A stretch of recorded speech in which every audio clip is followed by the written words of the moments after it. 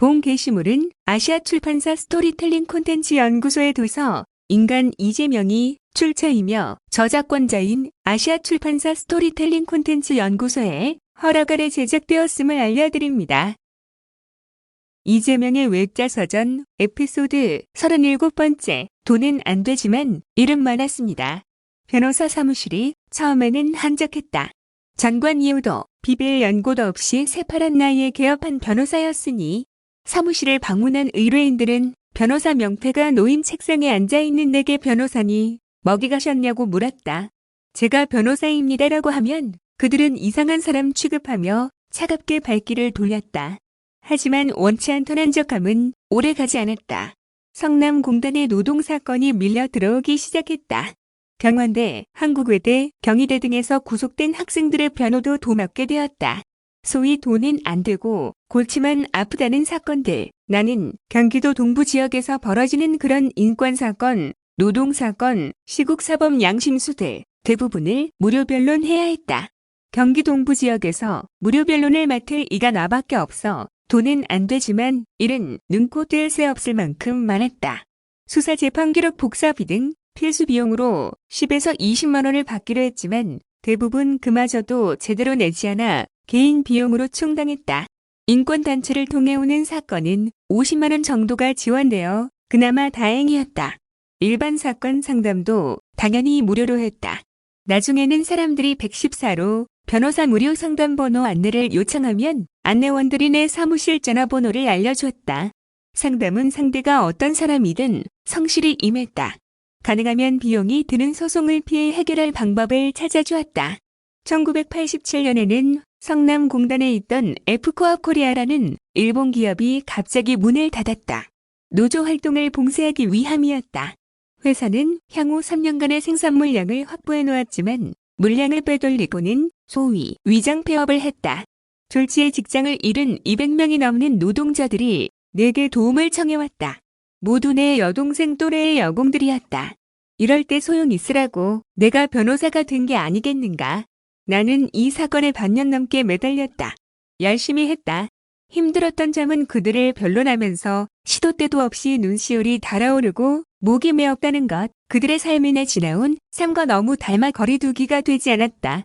오랜 싸움 끝에 결국 노동자들은 작은 승리를 했다. 눈물겨웠다. 어느 날 민주당 모 국회의원이 말했다. 자신의 아내가 그때 내게 도움받은 F코업 코리아의 노동자였다고. 외국인 노동자들의 가슴 아픈 사연도 많았다.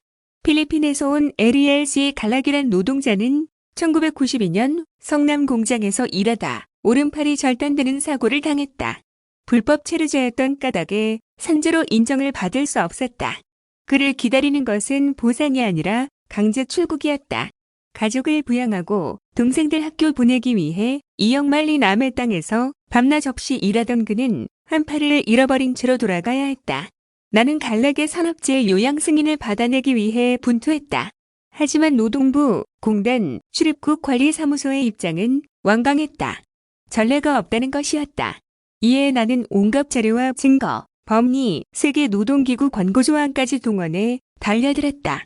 1년여의 기나긴 재심 절차가 이어졌고 결국 요양 인정을 받아냈다. 이미 갈락은 필리핀으로 돌아가 요양을 받을 수도 없었지만 산재 보상금은 받게 된 것이다.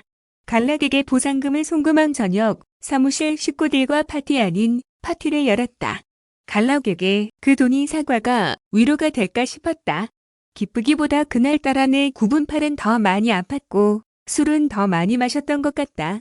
변호사로서 나름 열심히 했다고 여긴다. 민변 활동도 했고 이천노동상담소, 광주노동상담소 소장으로도 일하면서 지원했다. 그 시절 나를 거쳐간 사건들을 적어본다. 독도 시위 체포 대학생들, 용산 참사 시위자, 분당 파크뷰 분양 특혜 폭로, 전두환, 노태우 비자금 추징 운동, 이명박 독도 망원 소송단 대표, 이해학 목사 국가보안법 위반 사건, 경희대생, 강제연행, 가혹행위, 김태년 국회의원, 안기부 조작 사건, 농협 부정대출, 비리사건 폭로 기자, 변론, 경기교통 불법 매각 집단 손해배상, 성남 지하상가 비리 폭로, 연예인, 골프캐디 폭행 사건 피해 구제, 복정동 일용건설 노동자 노조 설립 지원, 하대원 철거민 강제 철거 변론, 외국인 노동자 활동가 구속 사건, 노점상 구속자 등이었다. 수많은 구속 노동자와 학생들, 구속된 평화운동가들, 해고된 노동자들의 무효 소송, 이제는 기억조차 가물가물한 수많은 사람들이 떠오른다. 그중에는 한때 격렬하게 싸웠던 김문수 전 경기지사의 동생도 있었다.